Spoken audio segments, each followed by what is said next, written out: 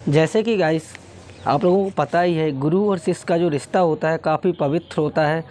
और गुरु के ऊपर एक शिष्य इतना भरोसा करता है क्योंकि गुरु के हाथ में ही शिष्य का पूरा भविष्य होता है। और गुरु चाहे तो अपने शिष्य को अच्छा इंसान बना सकता है, अच्छे पद पर पहुंचा सकता है और अच्छी ऐसी स्थिति में कर सकता है कि शिष्य कहीं भी चला जाए उसे कभी भी शर्मिंदगी महसूस नहीं हो सकती है। और आज के समय में देखा जाए कि राजस्थान के बाड़मेर में एक गुरु ने, जो गुरु और शिष्य का रिश्ता होता है, उसको तार तार कर दिया है।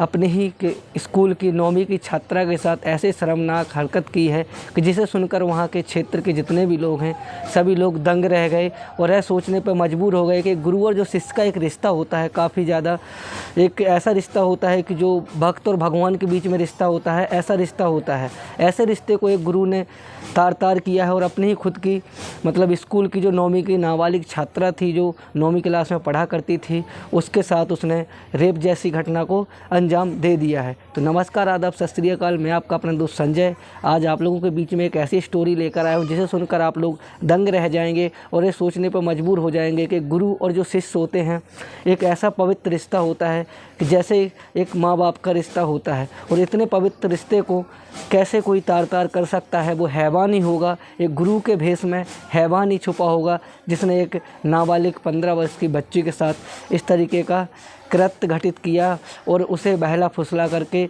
चाकू की नोक पर उसके साथ रेप जैसी घटना को अंजाम दे दिया। बात करें इस घटना स्थल की तो यह घटना स्थल है राजस्थान का, एक ज़िला पड़ता है बाड़मेर।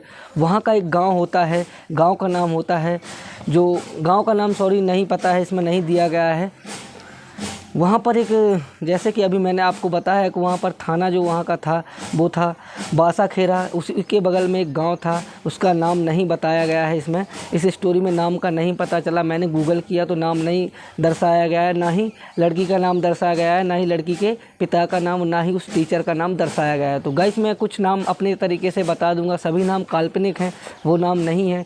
तो जैसा कि 15 वर्ष की जो लड़की होती है अंजलि, वो सुबह 7 बजे अपने स्कूल के लिए रवाना होती है, निकलती है, कुछ दूर चलती है। चलने के बाद उसे कुछ लड़कियां भी मिलती हैं जो उसके साथ में पढ़ा करती थी। तो वो कोई साइकिल से निकल जाता है, किसी के पापा मोटरसाइकिल से छोड़ने के लिए चले जाते हैं। लेकिन उस दिन जो अंजलि थी, इसके जो पापा थे, वो किसी काम से कहीं बाहर चले जाते हैं और छोड़ने के लिए इसको नहीं जा पाते हैं। तो अंजलि वहाँ से पैदल जा रही थी, जो कि पास में स्कूल थी, ज़्यादा दूर नहीं थी, 2 से 3 किलोमीटर दूर स्कूल थी।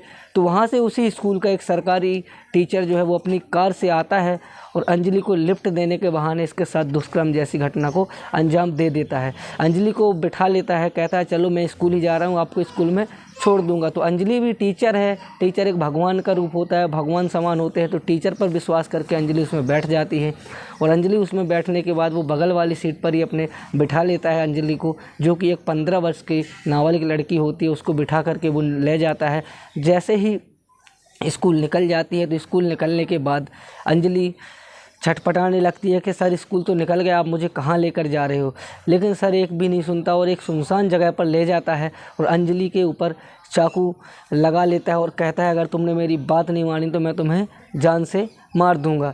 चाकू लगाने के बाद फिर उसके मुंह में कपड़ा ठूस देता है। कपड़ा ठूसने के बाद अंजलि के साथ वह रेप जैसी घटना को अंजाम दे देता है। अंजाम देने के बाद यह कृत्य यहीं नहीं रुका, उसको वो कार में डाल करके वो ले जाता है और उसके गांव के ही बगल में रोड किनारे उसको फेंक कर चला जाता है। ऐसे में अंजलि के पिता के पास फ़ोन जाता है कि आज अंजलि स्कूल क्यों नहीं आई है। तो अंजलि स्कूल ना आने की बात सुनकर के जो उनके पिता थे वो काफ़ी ज़्यादा परेशान हो जाते हैं, क्योंकि उन लोगों ने अंजलि का टिफ़िन बैग वगैरह उसको अंजलि को दे करके उसे स्कूल भेज दिया था। उसके बाद ही वो अपने काम के लिए निकले थे। तो अंजलि की जब वो जांच पड़ताल करने के लिए निकलते हैं, कुछ पड़ोस के लोग जाते हैं, उसकी मम्मी थी अंजलि की, उसके पापा जो थे, वो सभी लोग उसकी ढूंढने के लिए उसको जाते हैं कि अंजलि कहाँ चलेगी, हमने तो उसे स्कूल भेजा था। लेकिन जब अंजलि का पता लगाते हैं तो थोड़ी आगे चल कर के कुछ गांव के लोग बताते हैं कि एक कार वाला आया था काफ़ी रफ्तार में और अंजलि को रोड के किनारे फेंक करके चला गया। अंजलि को जैसे ही वहाँ पर देखा गया तो अंजलि को जब वहाँ के पड़ोस के लोगों ने भी उससे पूछताछ की, तो अंजलि ने पूरे जो उसके साथ घटना घटित हुई थी उसके बारे में बताया कि हमारे साथ इस तरीके का कृत्य घटित किया है। जो हमारी स्कूल का टीचर था उसने ही मुझे अपनी कार में लिफ्ट दी, लिफ्ट देने के बहाने मेरे साथ शारीरिक शोषण किया, मेरा बलात्कार किया और मुझे यहाँ सड़क किनारे फेंक दिया और मुझे डरा धमका करके मेरे साथ ज़बरदस्ती कर ली। क्योंकि जो मास्टर था उसने अंजलि को चाकू लगा लिया था। चाकू लगाने के बाद वो डर गई थी, बच्ची थी, नाबालिग बच्ची थी, तो वो काफ़ी ज़्यादा डर गई थी। डरने के बाद अंजलि ने जो उसके साथ में जो मतलब उस टीचर ने गलत कर दिया। फिर अंजलि पूरी कहानी बताती है और उसका जो पिता था, पिता तुरंत अनन फनन में जो थाना वहाँ पर लगता है थाना वहाँ पर लगता है एक बाखासर नाम का एक थाना वहाँ पर लगता है, वहाँ पर पहुँचता है। वहाँ पर पहुँचने के बाद जो वहाँ के थाना अधिकारी थे, थाना अधिकारी का नाम था बिशन सिंह, जो बासा नगर थाना था, वहाँ पर जो अधिकारी थे वहाँ पर पहुँचते हैं। तो जब अधिकारी जो वहाँ पर थे बिशन सिंह, वो रिपोर्ट दर्ज करते हैं और रिपोर्ट दर्ज करने के साथ साथ में जो पॉक्सो एक्ट और जो उससे आधारित धाराएं होती हैं उनमें केस दर्ज कर लेते हैं और अंजलि को कहीं ना कहीं न्याय दिलाने में लग जाते हैं। अभी यहाँ पर ये घटना नहीं रुकती है। रिपोर्ट वगैरह दर्ज होने के बाद अंजलि लोगों के घर के पास एक खत आता है, एक पत्र आता है, उसमें लिखा रहता है अगर मेरे खिलाफ़ कोई भी FIR दर्ज की तो मैं पूरे परिवार को ख़त्म कर दूंगा या कर दूंगी, ऐसे कुछ करके उनके पास एक लेटर आता है। तो फिर से वो दोबारा वहाँ पर जाते हैं और पुलिस स्टेशन में वो बताते हैं कि हमारे लिए ऐसे इस तरीके की धमकियाँ आ रही हैं। धमकियाँ आने के बाद पुलिस वालों ने एक टीम गठित की। टीम गठित करने के बाद उस टीचर को ढूंढने में वो उसी दिन से लग जाते हैं और टीचर को ढूंढ के अगर वो मिल जाता है तो मिल ही जाएगा। कानून बहुत लंबे हाथ होते हैं, कहा जाता है कानून के बहुत लंबे हाथ होते हैं, तो कानून उसे ढूंढ ही लेगा। ढूंढने के बाद उसे जो सज़ा मिलेगी, पॉक्सो एक्ट मिलेगा, जो जिस आधारित उस पर धाराएँ लगाई गई, जो उसने कृत्य घटित किया है उसके चलते उसे सज़ा सुनाई जाएगी।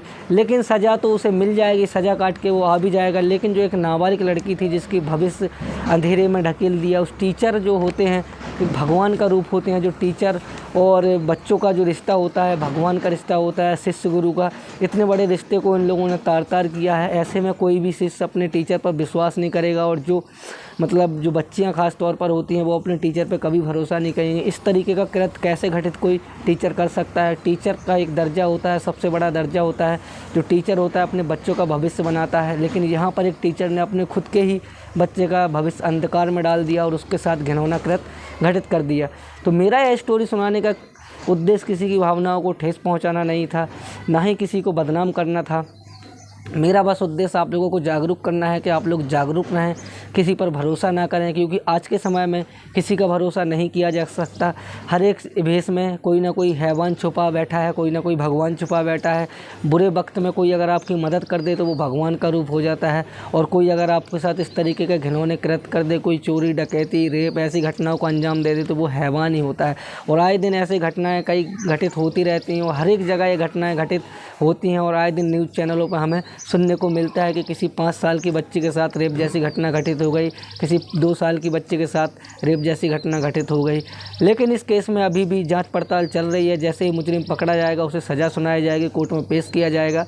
तो इस स्टोरी में आप लोगों को जो मैंने सुनाया, अगर कुछ मिस्टेक हुई हो, कुछ गलतियाँ हुई हो तो मुझे क्षमा करना और कॉमेंट बॉक्स में ज़रूर बताना। मिलते हैं अगली स्टोरी में, तब तक के लिए जय हिंद, जय भारत, वंदे मातरम।